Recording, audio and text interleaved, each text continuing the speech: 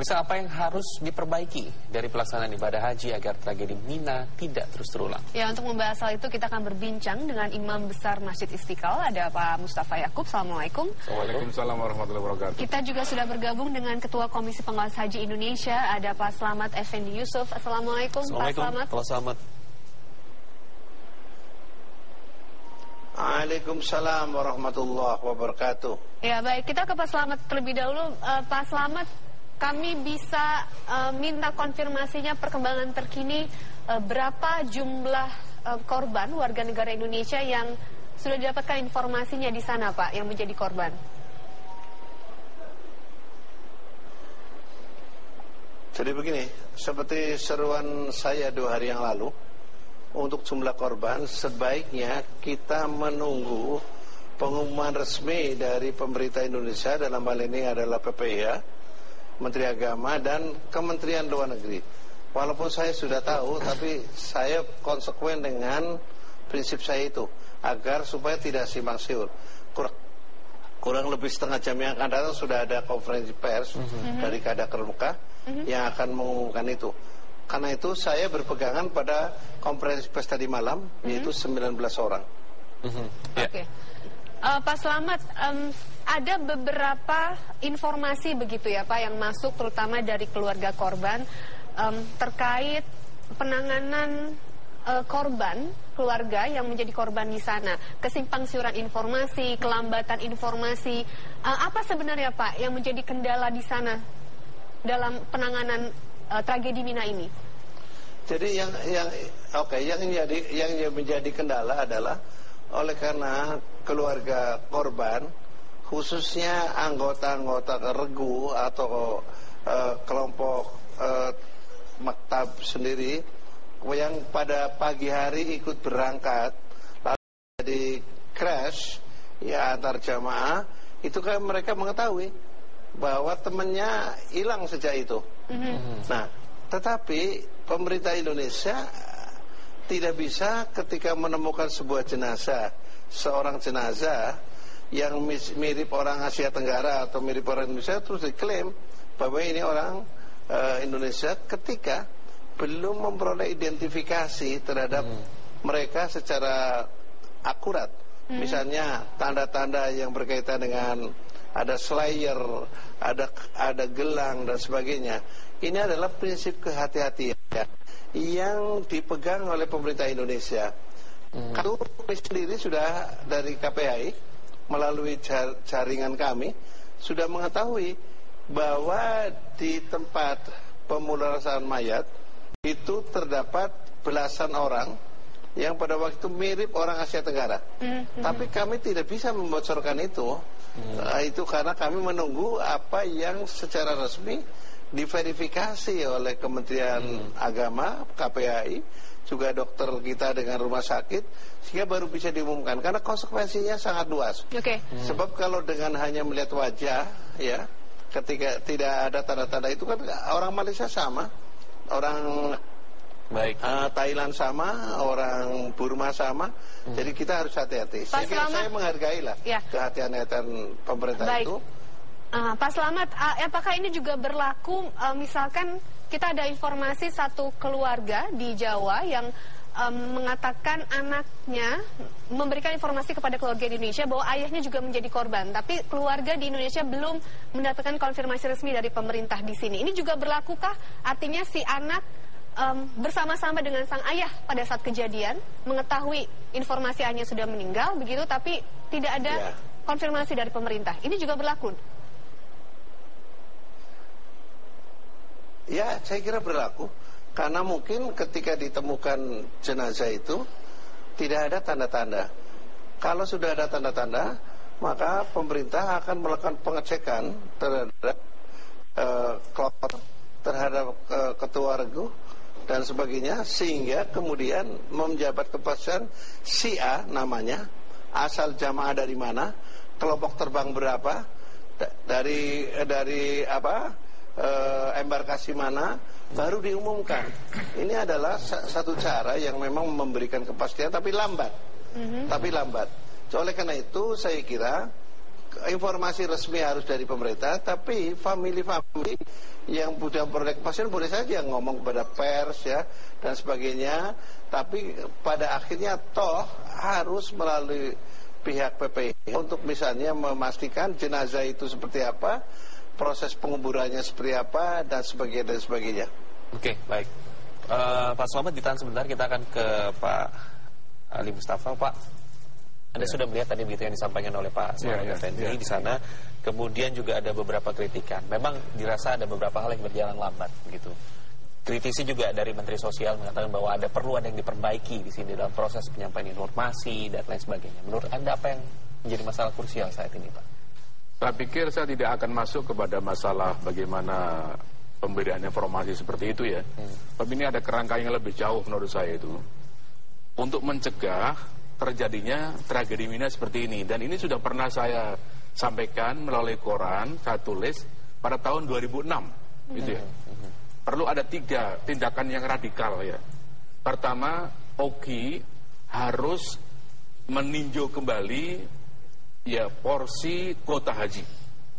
Apa yang ditetapkan OKI dengan ketentuan dari 1000 penduduk muslim mengirimkan 1 orang, itu sudah diberlakukan 34 tahun yang lalu ya. Sekarang nggak berbeda keadaan itu. Maka saya usulkan sekarang perlu diubah, paling tidak menjadi dari 5.000 orang kirim 1. Ini untuk mengurangi kepadatan gitu kan. Nah, sebab Mina itu terutama tempat jamarat itu tidak bisa berkembang, yaitu aja terus itu. Paling berkembang ke atas lantainya gitu kan. ya Pak ya. Jadi terjadi pemadatan, itu sebab utama terjadinya injak-menginjak apa? Ya karena faktor kepadatan. Yang kedua faktor ketidakdisiplinan dari jamaah gitu ya. Nah, kita tahu sendiri kan penyebab kebakaran di Mekah kemarin kan orang Indonesia itu. Dia masak pakai magic jar, katanya begitu kalau benar ya. Dia tinggal dengan pikiran nanti kalau udah pulang sudah matang gitu ya Pak. Nasinya matang. Tahu-tahu namanya perempuan kalau sudah pergi ke pasar kan sehari di sana itu. Nah, pulang bukan nasinya yang matang, hotelnya yang terbakar hangus gitu kan. Jadi perlu ditinjau ulang gitu kan.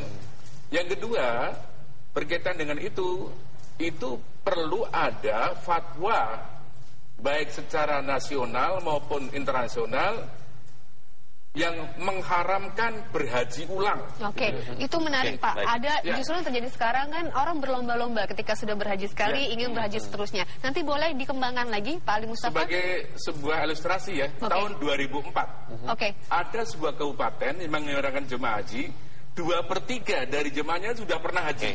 Ditahan dulu ceritanya Pak, ilustrasinya nanti kita akan lanjutkan. Kita harus jeda terlebih dahulu. Mirsa, Kabar Petang masih akan kembali sesaat lagi.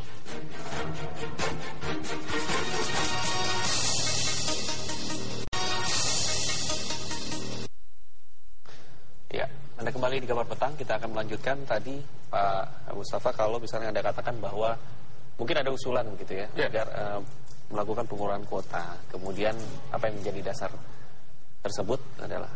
Dasarnya adalah penetapan kuota itu ditetapkan 34 tahun yang lalu dan sekarang udah berubah keadaan. Ternyata menjadi padat sekali, apalagi mungkin di luar kota juga masih banyak orang yang pergi haji. Tapi apakah tidak menunggu akhirnya nanti akan mengacaukan daftar tunggu mungkin Pak yang sudah ada di negara-negara? Nah, itu nanti usulan saya yang kedua, harus segera dikeluarkan fatwa yang mengharamkan berhaji ulang, kecuali bagi mereka yang kepergiannya memiliki unsur wajib syar'i. Misalnya seorang suami sudah pernah haji, tapi dia wajib mendampingi istrinya, lah itu bisa dikecualikan. Nah, ini kan nanti sehingga daftar ulang itu daftar tunggu itu nggak menjadi terlalu panjang. Ya, justru dengan adanya aturan seperti ini, daftar tunggu menjadi jelas. Sekarang di Indonesia yang saya dengar, Sulawesi Selatan sudah 29 tahun menunggu. Malaysia itu rata-rata antara 50 sampai 60 tahun menunggu itu. Baik, coba kita minta tanggapannya ke Pak Slamet. Pak Slamet, ada beberapa poin yang disampaikan Pak Ali Mustafa. Apakah juga ini merupakan pandangan yang sama dari Komisi Pengawas Haji melihatnya untuk mencegah tragedi seperti Mina ini akan bisa terulang kembali barangkali? Ya, saya kira banyak hal yang harus kita perbaiki. Pertama adalah sosialisasi tentang ketaatan jamaah terhadap berbagai regulasi yang diberikan oleh PPIH, pelaksana penyelenggara haji di sini. Itu harus jelas. Jadi kalau itu ada harus ditaati. Katakanlah kapan berangkat, menginap di mana dan sebagainya. Yang kedua, ketika melakukan kegiatan katakanlah di Arafah, itu apa yang harus dilakukan, itu harus ditaati. Jam berapa harus dilakukan, harus ditaati. Lalu ke Muzdalifah, lalu ke Mina, juga seperti itu. Ketika sampai di Mina, mereka akan ditempatkan di tenda-tenda yang dimiliki oleh maktab-maktab. Itu juga harus ditaati. Kemudian PPIH sudah mengeluarkan himbauan dalam bentuk jadwal pelebaran jamarot, itu harus ditaati. Nah, susahnya di jamaah kita itu selain PPIH juga ada pihak lain, pembimbing haji. Nah, pembimbing haji itu kadang-kadang juga mewakili model-model pendapat tentang kaifiat untuk melakukan haji. Katakanlah kapan melempar yang utama, kapan sahnya melempar yang utama dan sebagainya. Ini semua akan berakibat orang keluar dari jamaah melakukan perjalanan sendiri dan sebagainya. Kemudian yang kedua adalah harus ada perjanjian bilateral antara penyelenggara haji Indonesia atau pemerintah Indonesia dengan Saudi, bahwa dalam hal-hal tertentu mereka harus memberikan akses yang seluas-luasnya. Kita bisa bayangkan PPIH itu baru Sabtu dini hari bisa memperoleh akses untuk sampai ke tempat-tempat yang diperlukan untuk melakukan pengecekan. Ini kan terlalu terlambat.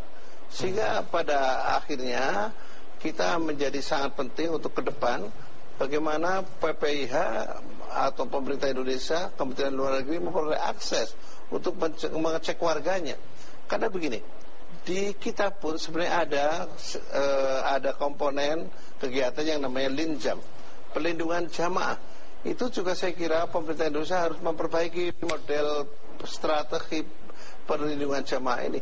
Tidak boleh seperti yang sekarang terjadi, katakanlah di tempat Mina, sulit sekali kita menemukan petugas-petugas yang memberi bimbingan kepada jamaah. Juga petugas-petugas yang bisa menolong ketika ada jamaah tiba-tiba ngelemprok, saya nggak tahu bahasa Jawa ini, yang sudah tidak bisa jalan. Itu ditemukan katakanlah bisa oleh komisioner KPAI yang melakukan pengawasan lapangan. Ya, baik, Pak Slamet, kita dapat poinnya. Pak Ali Mustafa, ada tanggapan tidak? Ini terutama soal ketaatan jamaah, karena biasanya kan jamaah ini mengikuti kelompok bimbingannya ya. Tadi saya kurang satu kan, ada kaitannya dengan yang disampaikan Pak Slamet tadi. Jadi yang ketiga, jadi pertama tadi usulan OPI perlu mengubah kuota haji, ya, dari yang 1.001 bisa juga 3.001 atau 5.001. Yang kedua, perlu ada fatwa secara nasional maupun nasional yang kemudian diikuti dengan sebuah regulasi yang menyatakan bahwa berhaji ulang itu hukumnya haram kecuali yang keberangkatannya memiliki unsur wajib syar'i. Ya. Sekarang udah ada fatwa-fatwa itu tapi sifatnya personal dan parsial. Contohnya seperti ulama Saudi Arabia, namanya Syekh Dr. Ahmad bin Nafi Al-Muwarra'i, dalam kitabnya Nadharat fi Haji Tatawu, beliau mengatakan bahwa menjalankan haji ulang dalam kondisi perhajian seperti ini adalah zulmun kabirun, kezaliman yang besar alias haram, gitu kan? Nah, yang ketiga yang ada kaitannya dengan tadi, itu perlu ada revisi atau kaji ulang tentang fikih haji. Sebab yang dulu disebut sunnah atau afdol sekarang bisa menjadi haram karena berbahaya, gitu kan? Tadi yang disebut dengan KBH tadi itu kemudian bikin aturan sendiri, ini afdol. Nah, kalau KBH sampai gitu nanti ya membuat pelanggaran seperti itu, yang perlu ditinjau ulang KBH itu. Baik. Itu kita dapat poinnya.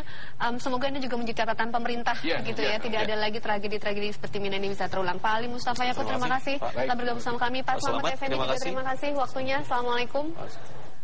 Dan pemirsa Kabar Petang masih akan kembali dengan sejumlah informasi lainnya usaha jeda berikut. Tetaplah bersama kami.